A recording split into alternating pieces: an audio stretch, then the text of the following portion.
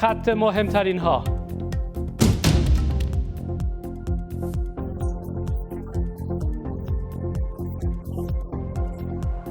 Общенациональному согласию о том, как дальше жить в их стране.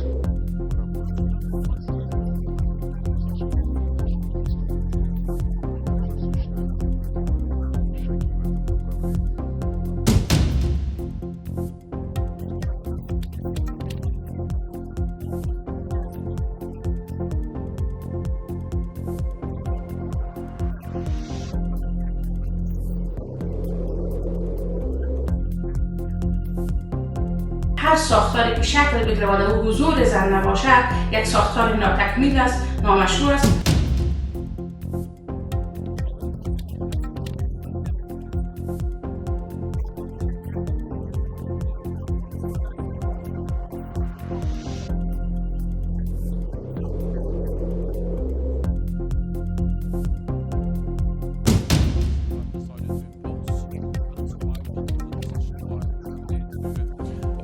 Stop the approval of the. We have already increased our presence in the Baltic states. We.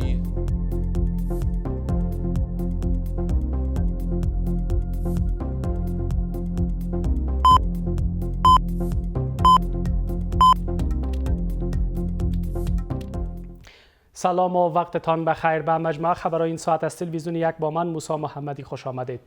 وزیران خارجه روسیه و هند از حکومت سرپرست در افغانستان خواسته تا به تعهدات جهانی خود عمل کنند. جیشنکر وزیر خارجه هند گفته است که جامعه جهانی به افغانستان آنچنانی که نیاز است توجه نکرده و از جهان خواسته تا افغانستان را فراموش نکند.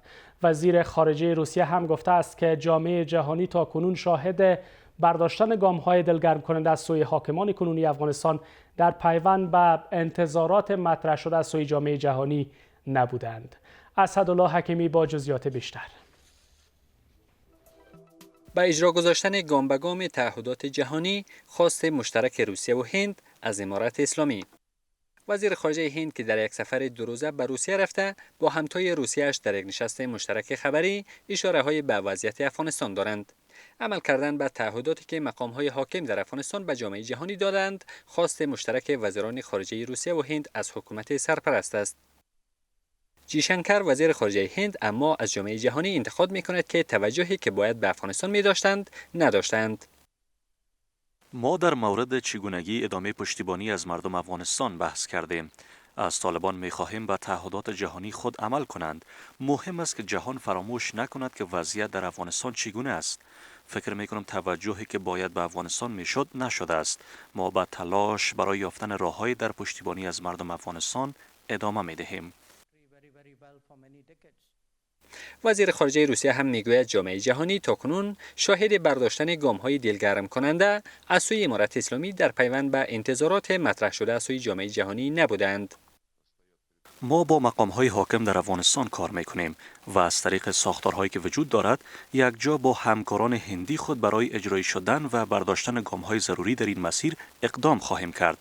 متاسفانه تاکنون شاهد برداشتن گام‌های دلگرم کننده از سوی طالبان در پیوند به انتظارات مطرح شده از سوی جامعه جهانی نبودیم. وزیر خارجه روسیه میگوید در نشست قالب مسکو که هفته آینده برگزار می شود، مسئله افغانستان به بحث گرفته خواهد شد. او میگوید موضوعات نشست قالب مسکو با نمایندگان حکومت سرپرست شریک شده و نتایج آن با جزئیات در اختیار آنان قرار خواهد گرفت.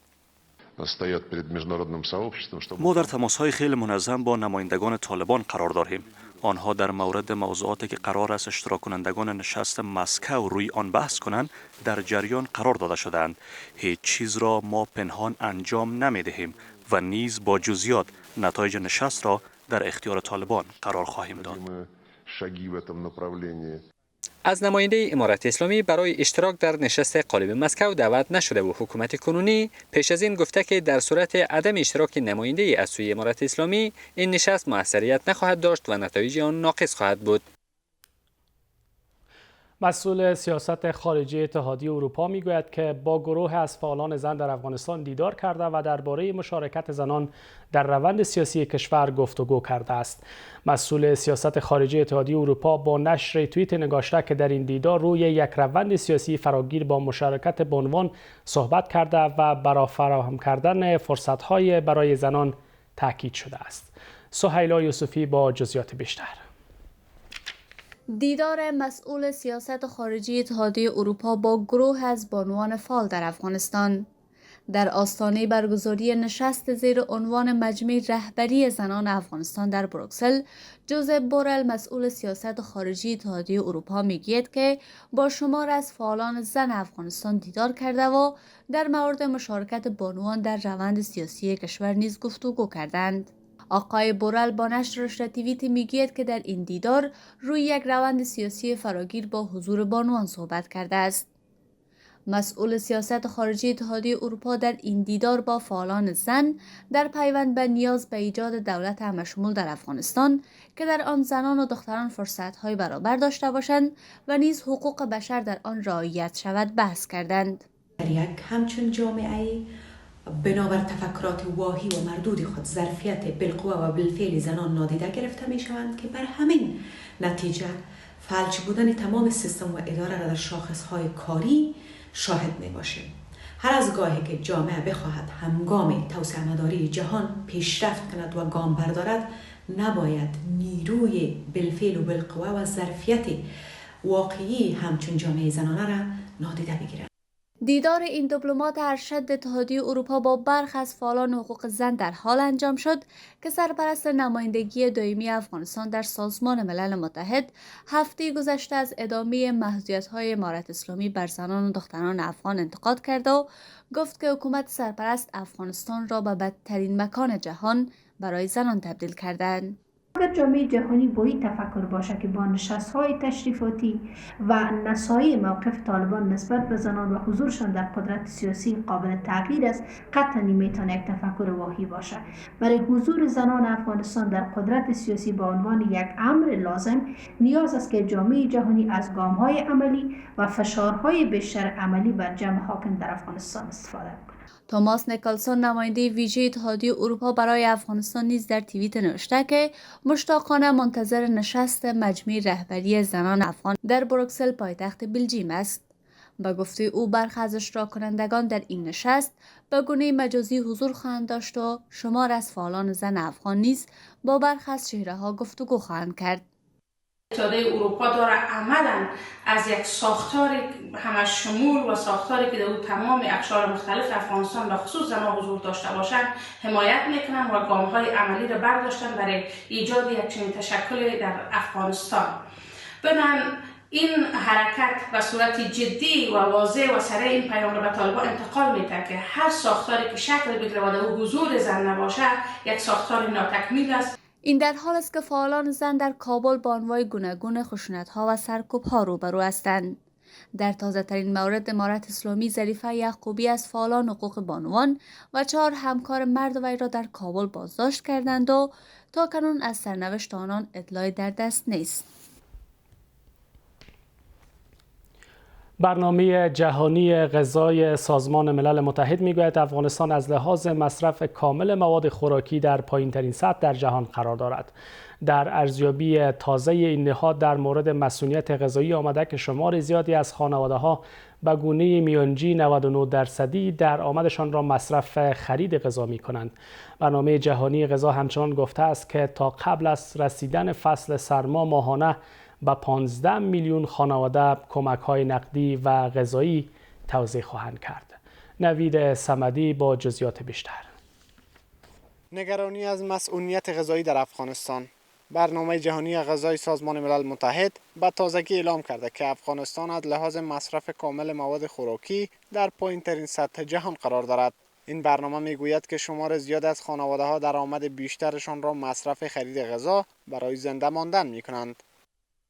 ارزیابی ماهانه ما در مورد مسئولیت غذایی در افغانستان نشان می‌دهد که 92% درآمد هر خانواده برای خرید غذا مصرف می‌شود. این در حالی است که 51% خانواده‌ها تنها مواد خوراکی ابتدایی خود را خریداری می‌کنند. در ارزیابی انجام شده خانواده هایی که سرپرستی آن را زنان بر عهده دارند نیز ابراز نگرانی شده و آمده که باید به این وضعیت توجه شود. در کنار این که دختران و زنان حق تحصیل نمیدهند، حق کار نیز از آنها گرفته شده است.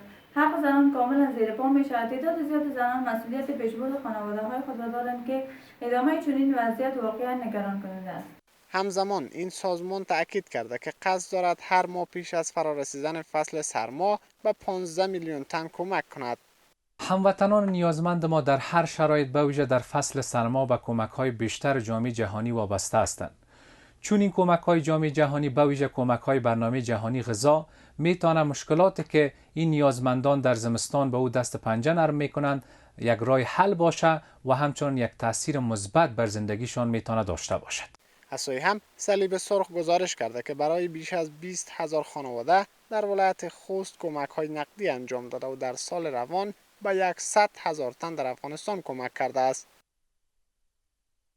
در ادامه کمک به نیازمندان در رفع نیازهای ابتداییشان، این بار به بیش از 2300 خانواده آسیب پذیر در ولایت خوست کمک‌های نقدی بی قید و شرط داده شد. در قدم اول باید قدرت خرید بر مردم تزریق شود و از طریق گدایی و از طریق گرفتن یارانه ها و کمک ها به اون خاطر است که او کدام اثر پایدار و دائمی نداره و با قطع کمک ها اثراتش هم از بین میره. این در حالی است که سازمان جهانی بهداشت هم از وضعیت صحی در افغانستان نگرانی کرده و میگوید برای تسریع روند خدمات صحی بیش از 100 تن را به هدف رهبری کمپاین‌های واکسین و تداوی در 34 ولایت آموزش دادند.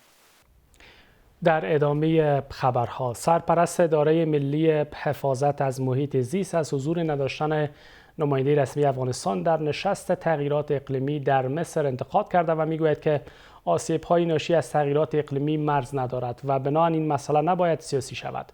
همزمان سرپرست این اداره می‌افزاید افغانستان در تغییرات اقلیمی نقش منفی نداشته اما از تأثیرات آن متضرر شده و این کشور با خشکسالی بی‌پیشینه در 20 سال گذشته روبرو بوده است. صفی ناصری با جزئیات بیشتر.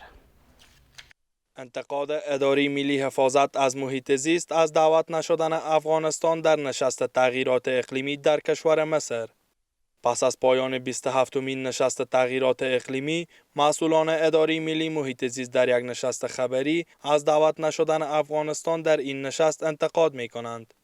سرپرست این اداره می گوید که تغییرات اقلیمی مرز را نمی شناسد و همه کشورها به ویژه افغانستان از آن متاثر است و جهان نباید در این مورد برخورد سیاسی کند. چې د اقلیم د بدلون یا تغییر اقلیم دا په یو هیواد پورې منحصر نه دی. د دې اضرار په یو خاص رقعه یا په یو خاص جغرافیه پورې منحصر نه دی، بلکې د دې اضرار حدود نه لري. نو لکه څنګه چې د دې اضرار حدود نه لري، دا مثلا باید سیاسی نه وګرځول شوی وای. مسئولان اداره حفاظت از محیط زیست میگویند در حال حاضر 32 پروژه این اداره به حالت تعلیق درآمده و همچنان درگیری های چند دهه پسین در کشور و استعمال سلاح‌های مختلف در کشور سبب تخریب محیط زیست شده است. ما برای فعلا 895 میلیون دلار تحت پروژه‌ای را که فعلا به حالت تعلیق هست. در قسمت بود خسارات مالی را که ما از سیلاب‌های اخیر داشتیم در حدود 205 نفر متاسفانه ما تلفات داشتیم. ما 2 میلیون دلار ما از ناحیه خطرات اقلیمی 2 میلیارد خساره‌مند شدیم. همزمان شمار فعالان محیط زیست میگویند در این نشست روی کمک کشورهای توسعه یافته به کشورهای فقیر بحث شده است. افغانستان څخه سیاسي استازي په دې کانفرنس کې ګډون نه لري. زه د یو غیر سیاسي استاز په توګه دلته حضور لرم. زه د مؤسساتو سره او د دې سره په جلا توګه بیا لیدنې لرم او لیدنې به سره کوم او د دې څخه په بل علاوه چې په دې کانفرنس کې په سیاسي لحاظ بحثونه کوي، زه به د دې سره یعنی په مختلفو بحثو کې بیا وروسته د کانفرنس کې اشتراک کوم. نشست 3 روزه تغییرات اقلیمی در حال در مصر به پایان می رسد که انتظارها این است تا حکومت افغانستان هر چه زودتر مشروعیت جهانی کسب کند تا از این گونه نشست‌های جهانی محروم نشود. در جهان این که انتخابات میان دوره‌ای در آمریکا که نتایج آن سرنوشت کرسی‌های مجلس نمایندگان و مجلس سنا را مشخص خواهد کرد از ساعت پیش آغاز شده است. همچنان ینس استولتنبرگ دبیر کل ناتو اعلام کرده که ائتلاف ناتو به دنبال برقراری آتشبس در اوکراین بر اساس شرایط روسیه نیست و دیدبان حقوق بشر سوریه اعلام کرده که 14 شبه نظامی وابسته به ایران در یک حمله پهپادها به کاروانی از کامیون‌های حمل اسلحه و تانکرهای نفتی مطلق به نیروهای نیابتی ایران در مرز با عراق کشته شدند. بیشتر در این بسته تصویری.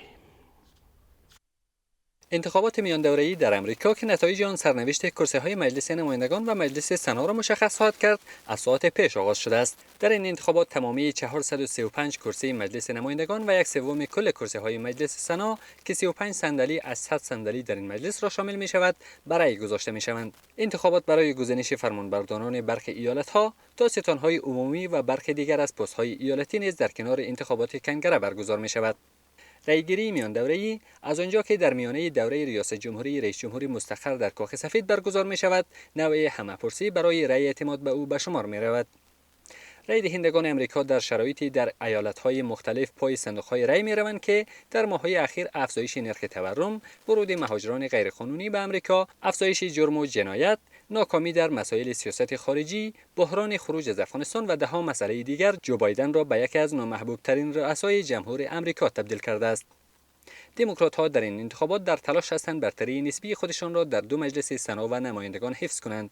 در مجلس نمایندگان تا پیش از این انتخابات دموکرات‌ها 8 کرسی بیشتر از جمهوری خواهان دارند. در مجلس سنا کرسی‌های هر دو حزب برابر است، اما با توجه به آن که رأی تساوی شکن در حال حاضر در دست معاون رئیس جمهور آمریکا که دموکرات است، برتری نسبی در این مجلس هم تاکنون در اختیار دموکرات‌ها بوده است. ینس استولتنبرگ دبیرکل سازمان پیمان اتلانتیک شمالی یا ناتو سه شنبه در سخنرانی اعلام کرد که ائتلاف ناتو به دنبال برقراری آتشبس در اوکراین بر اساس شرایط روسیه نیست. ینس استولتنبرگ در این خصوص گفته که پذیرش شرایط روسیه به معنای ارسال سیگنالی است که گویا استفاده از زور منجر به دستیابی به اهداف سیاسی می شود. او پیشتر در سخنرانی گفته بود که تهدید روسیه برای استفاده از تسلیحات هسته‌ای جدی است. در همین ارتباط آندرا کلین سفیر روسیه در انگلیس اخیراً در سخنرانی بر پابندی مسکو به عدم بکارگیری سلاح هسته‌ای تاکید کرد. این در حالی است که آناتولی آناتونوف سفیر روسیه در آمریکا میگوید که با توجه به تنش‌های موجود آمریکا باید تمام تسلیحات هسته‌ای که در خارج از این کشور مستقر کرده را به قلمرو خود برگرداند. اظهارات آنتونوف پس از انتشار گزارش نشریه پولیتیکو درباره اینکه آمریکا برنامه‌های خود برای انبار کردن نسخه بروزرسانی شده بمب هسته‌ای را تصریح کرده است مطرح شد. دیدبان حقوق بشر سوریه اعلام کرده که 14 شبه نظامی وابسته به ایران در یک حمله پهپادی به کاروانی از کامیون‌های حمل اسلحه و تانکرهای نفتی متعلق به نیروهای نیابتی جمهوری اسلامی در نقطه مرزی البوکمال با عراق کشته شدند. دیدبان حقوق بشر تاکید کرده که یک مقر نظامی در این نقطه نیز مورد هدف حمله هوایی قرار گرفته است. خبرگزاری فرانسه هم به نقل از سخنگوی نیروهای ائتلاف بین المللی علیه داعش به رهبری آمریکا گزارش داده که این حمله توسط ارتش آمریکا یا نیروهای ائتلاف انجام نشده است. پیشتر خبرگزاری‌های ایرانی از حملات هوایی به کامیون‌های حامل سوخت ایران در نقطه مرزی القائم میان عراق و سوریه خبر دادند. بر بنیاد گزارش‌ها در حمله شامگاه سه‌شنبه پهپادهای آمریکایی به کاروان‌های نفتکش ایرانی در مرز عراق و سوریه که حامل سوخت به لبنان بودند دست کم 25 نفر کشته شدند. در این گزارش‌ها همچنان آمده که کشته شده‌ها از نیروهای مرزبانی عراق و سوریه و رانندگان تیلرهای نفتکش بودند. همزمان یک مقام ارشد دولت آمریکا گفت ادعای منابع عراقی مبنی بر حمله پهپادی به کامیون‌های حاوی سوخت در مرز عراق و سوریه را تکذیب کرد، اما وقوع انفجارها در این منطقه را تایید کرده و گفته در حال تحقیق در این باره است. خبرگزاری ارنا هم از صدای دست کم 4 انفجار در مرز القائم عراق خبر داد و گفت که برخی مواضع نیروهای مقاومت در این نقطه مورد حمله پهپادی قرار گرفته است. وضعیت آب و هوا و نرخ اسعار.